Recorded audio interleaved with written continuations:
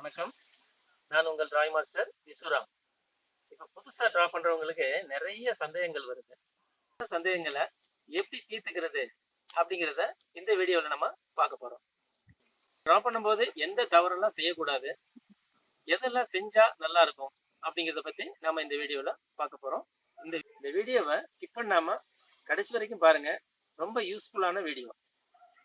இது வரைக்கும் நீங்க நம்ம சேனலை சப்ஸ்கிரைப் பண்ணாம பார்த்தீங்கன்னா சப்ஸ்கிரைப் பண்ணிக்கிறீங்க மறக்காம. லைக் பண்ணுங்க, ஷேர் பண்ணுங்க. ஏதாவது டவுட்ஸ் இருந்தாலும் கமெண்ட்ஸ்ல கேளுங்க. இப்போ வாங்க வீடியோக்குள்ள போகலாம். டிராயிங்கில் ரொம்ப முக்கியமாக கவனிக்க வேண்டியது உங்கள் பென்சில் தாங்க. உங்கள் பென்சில் வந்து ரொம்ப ஷார்ப்பாக இருக்கணும். இப்போ இந்த படத்தில் பாருங்கள், 2 பென்சில் இருக்குது. அதில் ஒரு பென்சில் வந்து ரொம்ப டிப்பு வந்து ரொம்ப திக்காக இருக்குது. ஏன்னா அது வந்து ஃபேட்டாக இருக்கிறனால அதனுடைய கோடுகளும் ரொம்ப ஃபேட்டாக தான் இருக்கும், திக்காக இருக்கும். இப்போ அடுத்த பென்சில் பாருங்கள், உங்களுக்கு ஷார்ப்பாக இருக்குது. இதுதான் கரெக்டு. இந்த ஷார்ப்பாக இருந்ததுன்னா நீங்கள் எந்த படம் பண்ணாலும் ரொம்ப அழகாக வரும். இப்போ பாருங்கள், இதில்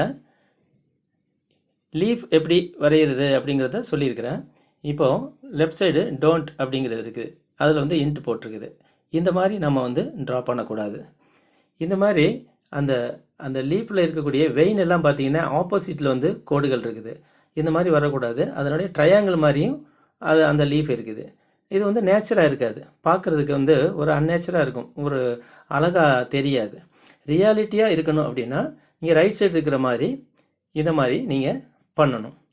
இப்போ அதில் உள்ள வெயின் எல்லாம் பாருங்கள், அந்த லீஃப் வந்து நல்லா ரியலாகவும் நல்லா வளைஞ்ச மாதிரி ரொம்ப அழகாக ஷார்ப்பாக இருக்குது. உள்ள வெயின் எல்லாம் வந்து எப்படி அதில் இருக்கோ அது மாதிரி நீங்கள் போடணும்.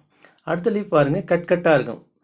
இந்த நீம் லீஃபு, ரோஸ் லீஃபு இதெல்லாம் பார்த்தீங்கன்னா வந்து நீங்கள் இந்த மாதிரி கட்டாக தான் இருக்கும். அதை நீங்கள் இதில் படத்தில் இருக்கிற மாதிரி அழகாக வளைஞ்சு நெளிஞ்சு அழகாக அந்த மாதிரி போடணும். ஷார்ப்பாக ட்ரையாங்கிள் மாதிரி போடக்கூடாது. ஓகே, அடுத்த பிக்சர் பார்க்கலாம். இப்போது இதில் 2 வீடுகள் வரைஞ்சிருக்குது, 2 ஹவுசஸ். இப்போது லெஃப்ட் சைடு இருக்கிறது பார்த்தீங்கன்னா இந்த பிக்சர் பாருங்கள்.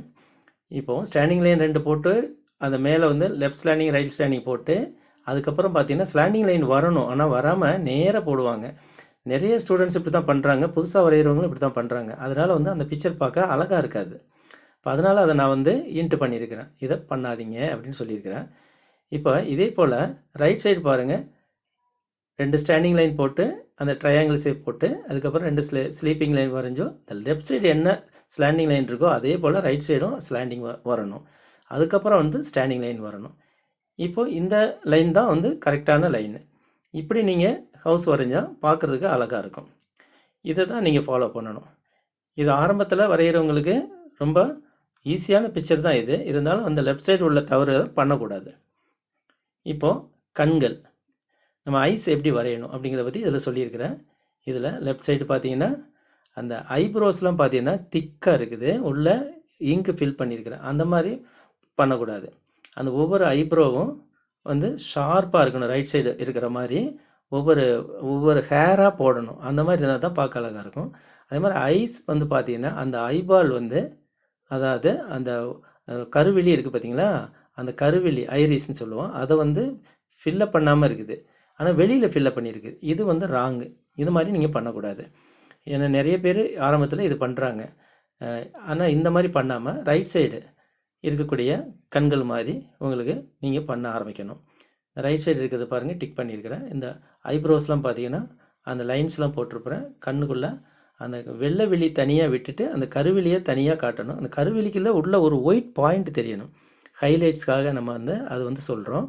அதை வந்து நீங்கள் பண்ணணும். 2 கண்களையும் பாருங்கள், லெஃப்ட் சைடு இருக்கிற கண் பாருங்கள், ரைட் சைடு இருக்கிற கண் பாருங்கள், வித்தியாசம் தெரியும். அந்த ரைட் சைடு இருக்கிறதுல உயிரோட்டமாக இருக்கும், லெஃப்ட் சைடு இருக்கிறது பிளைண்டு மாதிரி இருக்கும். அது பார்க்குறதுக்கு நல்லா இருக்காது. இதை தான் நீங்கள் முக்கியமாக தெரிஞ்சுக்கணும். இப்போ இதில் வந்து மூக்கு எந்த மாதிரி ட்ரா பண்ணுறது, நோஸ், அதை நம்ம பார்க்க போகிறோம். இப்போ லெஃப்ட் சைடு இருக்கிறது வந்து பார்த்திங்கன்னா 3 ஆங்கிளில் நான் வந்து 3 மூக்கை வந்து இதில் நான் வந்து பண்ணியிருக்கிறேன். இதில் வந்து அந்த கோடுகள்லாம் வந்து பெருசு சின்னதுமாக வந்து பண்ணியிருக்கிறேன் லெஃப்ட் சைடு.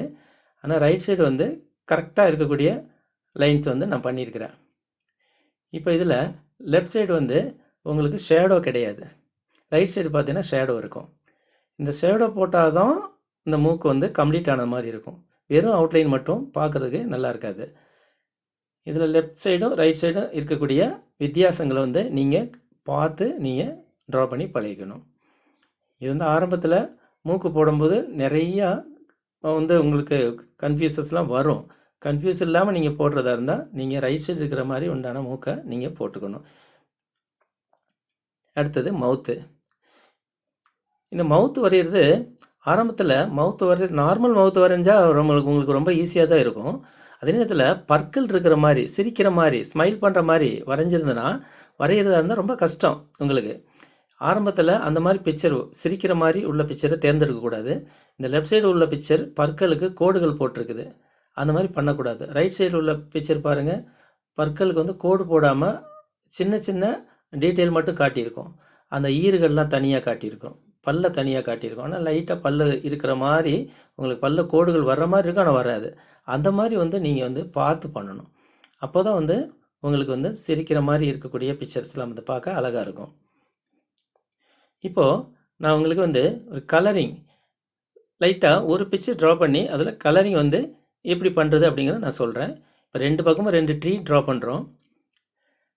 அதில் இப்போ ட்ரீ பண்ணுறதுக்கு பாருங்கள், 2 ஸ்டாண்டிங் லைன் பண்ணுவோம். ரூட் பெருசாகவும் மேலே போக போக ஸ்டெம் வந்து மேலே போக போக சின்னதாகவும் இருக்கும். இங்கே ரூட் பண்ணிட்டோம். இது வந்து பிரான்ச்சஸ்ஸு.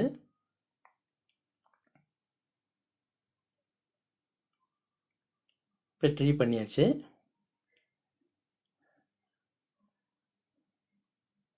ரைட் சைடு அதே போல் பண்ணுறோம். பிரான்ச்சஸ், ரூட், பிரான்ச்சஸ் பண்ணியாச்சு. இப்போது அந்த லீஃப் எவ்வளோ தேவையோ அந்த அளவுக்கு அவுட்லைன் போட்டுருக்குறோம். எந்த ஒரு கலரிங் பிக்சர் ட்ரா பண்ணாலும் உங்களுக்கு பிளாக் ஸ்கெட்சில் அவுட்லைன் பண்ணிவிட்டு நீங்கள் கலர் பண்ணால் நல்லாயிருக்கும். பிக்சர் பார்த்தா நல்லா பிரைட்டாக இருக்கும். இப்போ நான் வந்து பொதுவாகவே யாரும் வந்து அந்த ஸ்டெம்முக்கு வந்து பார்த்திங்கன்னா ட்ரீ ட்ரா பண்ணும்போது அந்த ஸ்டெம்முக்கு வந்து ப்ரௌன் கலர் தான் மேக்ஸிமம் போடுவாங்க. ஆனால் ஒரே கலராக போடுவாங்க. பிகினர்ஸ் பூராமே வந்து ஃபஸ்ட்டில் ஒரே கலரில் தான் பண்ணுவாங்க. நம்ம ப்ரௌன் தானே இருக்கும் அப்படி சொல்லிட்டு தப்பு இல்லை. ஆனால் வந்து அதை டீட்டெயிலாக பண்ணணுன்னா ரைட் சைடு பிக்சரில் வந்து நான் உங்களுக்கு விளக்கி சொல்கிறேன். இப்போ பாருங்கள், நார்மலாக பண்ணக்கூடியவங்க இப்படி தான் பண்ணுவாங்க. கீழே வந்து ப்ரௌனும் மேலே வந்து க்ரீனும் பண்ணிடுவாங்க. அதான் நம்ம பண்ணிகிட்ருக்குறோம். கலரிங் பண்ணும்போது அவுட்ரு ஆகக்கூடாது. எல்லாமே அவுட்லைனுக்கு உள்ளவே நம்ம வந்து பண்ணணும். அப்போ தான் பார்க்க பிரிண்ட் மாதிரி இருக்கும். ட்ரா பண்ணுறதுனால வந்து நம்ம வந்து முதல்ல வந்து நல்லா சுத்தத்தை மைண்டில் வச்சுக்கணும். எப்போவுமே க்ளீனாக இருக்கணும். அந்த க்ளீனாக இருக்கணும் அப்படின்னு நினச்சாலே உங்கள் ட்ராயிங் ரொம்ப நல்லா வந்துடும். பென்சில் ஷார்ப்பாக வச்சுக்கணும். பென்சில் எப்படி பிடிக்கிறது அப்படிங்கிறதுலாம் இருக்குது. ஒரு பெண்ணை எப்படி பிடிக்கிறது அப்படிங்கிறது ரொம்ப டிப்பு பக்கத்தில் பிடிக்கக்கூடாது. தள்ளி பிடிச்சா தான் உங்களுக்கு லாங் ஸ்ட்ரோக் போட முடியும். லைட்டாக வரையணும். ட்ரா பண்ணும்போது பென்சிலை வந்து ட்ரா பண்ணும்போது ரொம்ப லைட்டாக வரையணும். இப்போ பாருங்கள், லெஃப்ட் சைடு இப்போ அதே போல் பண்ணுறோம். ப்ரௌன் பண்ணுறோம் ஃபஸ்ட்டு. ஆனால் அதை மாதிரி ஃபுல்லாக பண்ண மாட்டோம். இதில் டார்க்காக பண்ணி அப்படியே லைட்டாக கொண்டு வந்துடும். ஏன்னா ஹைலைட்ஸ்க்காக. இப்போ ஒளி நிழல்னு சொல்கிறோம் பார்த்தீங்களா, ஒன் சைடு வந்து சன்லைட் படும்போது அந்த மாதிரி லைட்டாக நமக்கு வந்து ஸ்டெம்மில் கிடைக்கும். ட்ரீலேயும் அதே மாதிரி மேலே லீவ்ஸ்லேயும் கிடைக்கும். இப்போது டார்க் பண்ணிவிட்டு இப்போது எல்லோ கலர் பண்ணுறோம் பாருங்கள். ப்ரௌன் பண்ணிவிட்டு அதுக்கப்புறம் லைட்டாக்கி ப்ரௌனை அதுக்கப்புறம் எல்லோவை ஆட் பண்ணுறோம். இப்போ எல்லாம் ஆட் பண்ணி இதில் பட்ஸ் வச்சு நம்ம மெர்ஜ் பண்ணிக்கலாம். இப்போ இந்த ட்ரீ பண்ணும்போது பாருங்கள், கீழே டார்க் க்ரீன், சென்டரில் லைட் க்ரீன், அதுக்கு மேலே வந்து எல்லோ. இப்போ 3 கலர் மெர்ஜ் ஆகிற மாதிரி நம்ம காட்டணும். ஒன்றோட ஒன்று கலர் வந்து கலந்துருக்கணும், மிக்ஸ் ஆகிருக்கணும். அப்போ தான் பார்க்குறதுக்கு அழகாக இருக்கும். இது வந்து ஒரு எக்ஸாம்பிளுக்கு தான் நான் உங்களுக்கு சொல்லியிருக்கேன். பிகினர்ஸுங்கிறதுக்காக, ஆரம்பத்தில் புதுசாக பழகுறவங்களுக்கு ரொம்ப ஹெவியான பிக்சர் கொடுக்கக்கூடாதுங்கிறதுக்காக நான் சிம்பிள் பிக்சர் கொடுத்துருக்குறேன். நம்ம சேனலில் நிறைய வீடியோஸ் போட்டிருக்கிறேன், அதெல்லாம் நீங்கள் பார்க்கலாம். நம்மள ஹெவி பிக்சர்ஸ்லாம் இருக்குது. ஃபேஸ் ட்ராயிங், போர்ட்ரேட் பிக்சர்ஸ் எல்லாமே போட்டிருக்கிறேன். ஆப்பிள்லேருந்து அப்துல் கலாம் வரைக்கும் நம்ம சேனலில் நீங்கள் பார்க்கலாம்.